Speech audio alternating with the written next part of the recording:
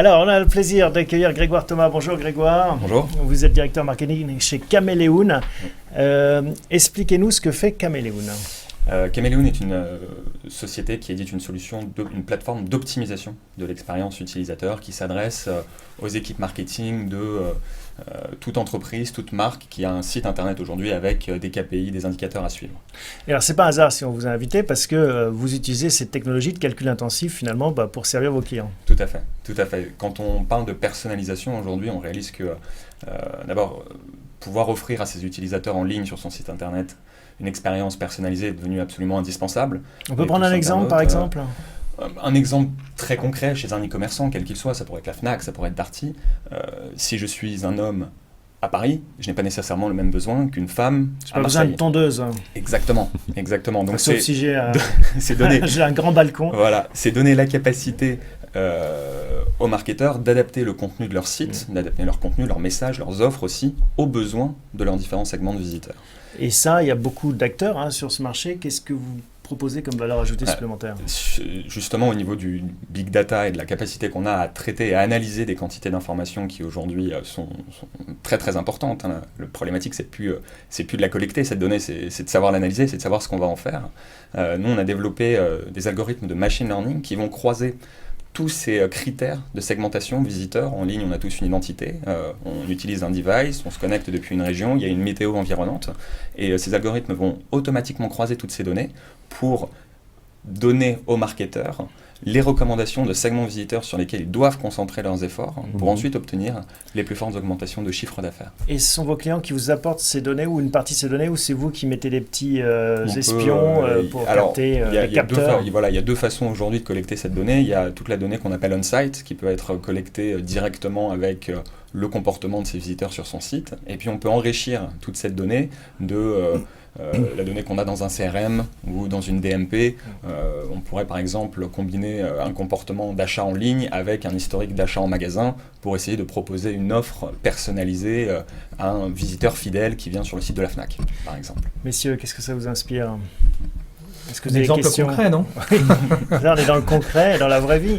Chez SiteTrade, effectivement, c'est un domaine auquel on croit beaucoup. Alors plus sur le segment B2B pour nous, mais effectivement, on a, comme je le disais, on a acheté récemment 2 sociétés qui sont spécialisées dans le predictive marketing, predictive sales, qui justement cherchent à détecter les signaux, les comportements d'achat, les besoins des clients pour pouvoir leur proposer ce qu'ils recherchent. Donc alors déjà identifier si ce sont des bons matchs, on est plus dans une logique là d'agence matrimoniale, on va dire, trouver le bon profil pour son offre, mais également sur des clients installés, être capable de dire ce produit-là va leur convenir plus que celui-ci, et également à contrario pouvoir prédire du churn ou de l'attrition pour parler français, c'est-à-dire dire attention, ce client envoie des signaux qui nous laissent à penser qu'il pourrait nous quitter. Donc action, réaction, trouver les bons signaux et les bonnes réactions, les bonnes activités pour prévenir. Jocelyn, une question pour Oui, Grégoire ? en fait, je me demandais côté e-commerçant, est-ce que ça avait des effets mesurables en termes de logistique, de volume de vente ou de marge peut-être ? C'est plus, pour rebondir également sur ce que vous venez de dire, c'est ce qu'aujourd'hui permet le big data et l'analyse prédictive, c'est de donner des recommandations. Et en fin de chaîne vient le cerveau humain qui doit identifier ce sur quoi il doit agir, qui correspond à son besoin du moment, son urgence, pour ensuite sélectionner l'offre à mettre en face. Si je veux proposer une offre particulière qui, je le sais, ne va pas venir cannibaliser mes marges, je vais le faire en connaissance de cause. Et pareil, si j'ai des problèmes de logistique, de stock ou d'acheminement du dernier kilomètre de mes produits, je vais concentrer mes efforts en faisant en sorte de ne pas me retrouver avec cette problématique-là au dernier moment. Mais bon, c'est le cerveau humain du marketeur, du e-commerçant qui confirme des recommandations. Qui confirme une recommandation.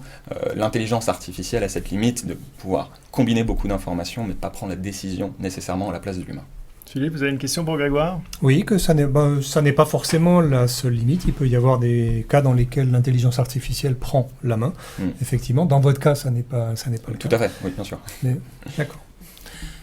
En fait, le rêve, votre Graal, c'est la personnalisation absolue. C'est-à-dire que je reçois un message différent de celui de mon voisin, différent de...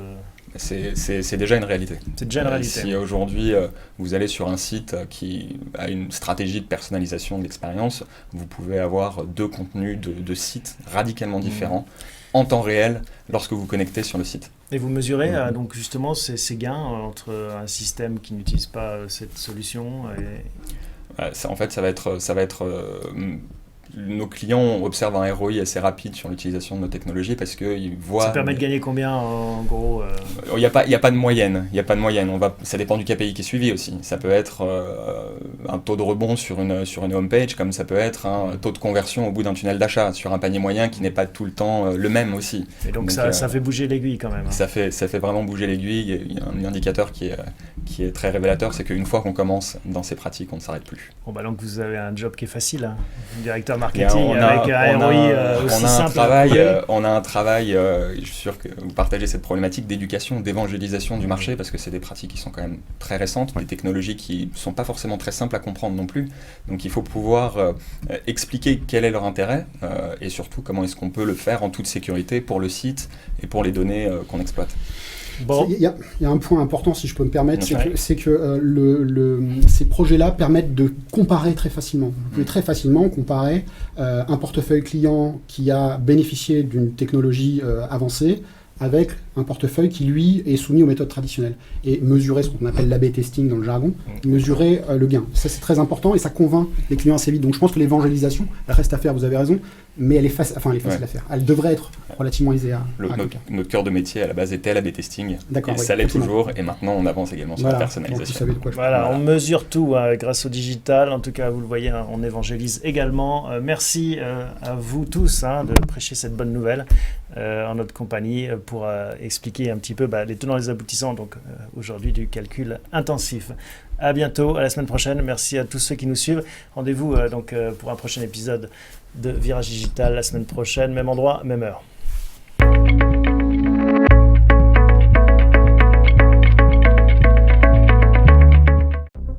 Demain appartient aux plus rapides. Pour vous aider à aller toujours plus vite, nous avons créé une nouvelle entreprise totalement dédiée à l'avenir de votre secteur. Où les hommes, la technologie et les idées font avancer le monde ensemble. Accélérer l'innovation, accélérer le changement, accélérer l'avenir. Hewlett Packard Enterprise.